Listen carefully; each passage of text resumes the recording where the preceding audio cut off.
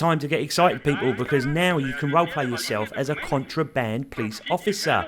A game about being a wanker to other wankers as they try and enter your country illegally. It's like a Trump rally's wet dream, so buckle into your seats and let Reggie explain more in today's demo review.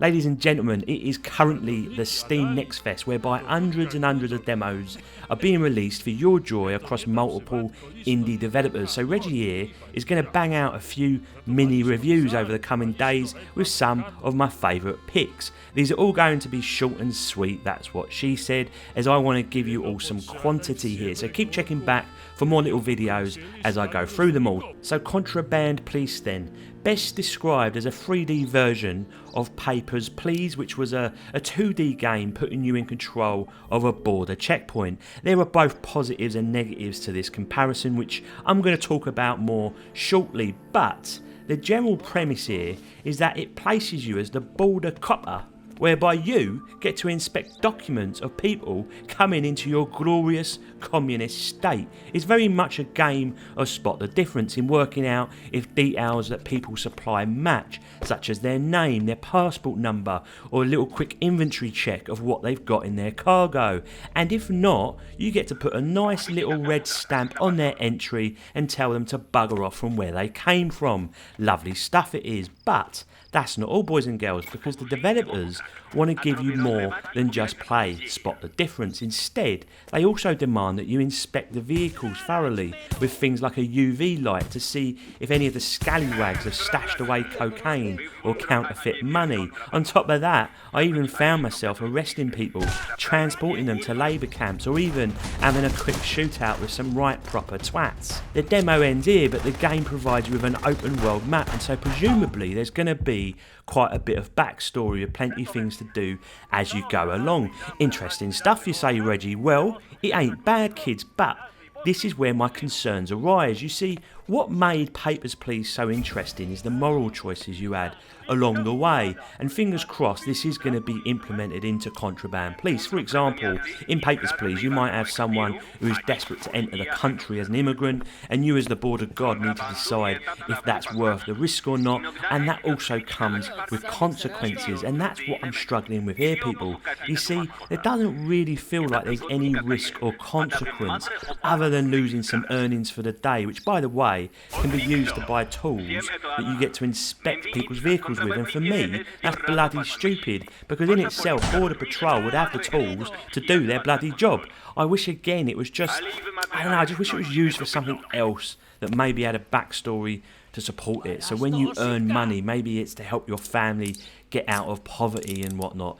However, I did enjoy using my tools, in particular my knife, to shank a few little people along the way, including my buddy, who I affectionately named Putin. Take that, you little shit.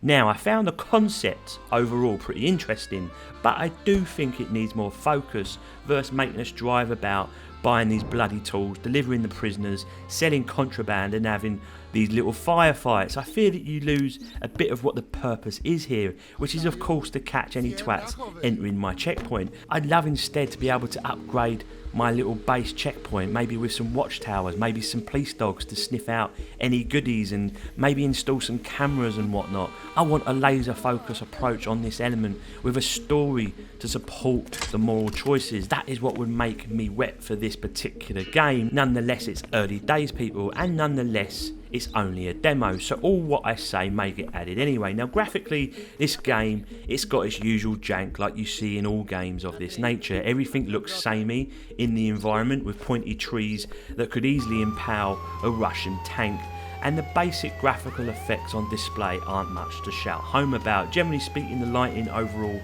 felt a bit bloomed out for me, and probably could do with a little bit of a contrast shift in there, and cars themselves, they could do with more work, with a lot better animations. It just feels like every simulator game gets its inspiration from shop floor mannequins, and this one is no different, with characters looking like they constantly need a shit. The interiors of cars are also a bit crap, if I'm honest, which I think goes back to my original point of just polishing and focusing on the core concept here before throwing resources elsewhere. Now, sound-wise, it's a bit disappointing. You make weird shuffling sounds when jumping, the siren of your vehicle sounds shit, and there aren't many ambient sounds to shout home about from the environment. But I will say this, the fact that the game kept the voice acting in the country of origin, which I assume is made up for political reasons, but I don't have a bloody clue, I think it's a pretty inspired choice. I wish more games were brave like this versus having English language with Russian-esque accents. It definitely helps with the immersion, so fair play to the boys and girls for making this cool, but I just guess overall it's a tick box exercise and it's very basic in its current form. So even with my critiques of this game, which of course is only in demo format, I think there is a very interesting concept here, people, and one that will definitely remain on my wish list. It needs work for sure, in particular around the tasks themselves, where the developers need to double down on what's most important, and that's the checkpoint part. Cut out the nonsense of driving around and maybe give us a bit of fast travel along the way, polish up those animations and graphics, and they might be onto something quite interesting here, even if it does mean you playing a wanker. This is a game I'd recommend you download if you like Papers, Please, or other simulator games along the way, such as Gas Station Simulator and whatnot. But don't take my word for it, people, you go check it out yourselves. Until next time, boys and girls, Reggie out.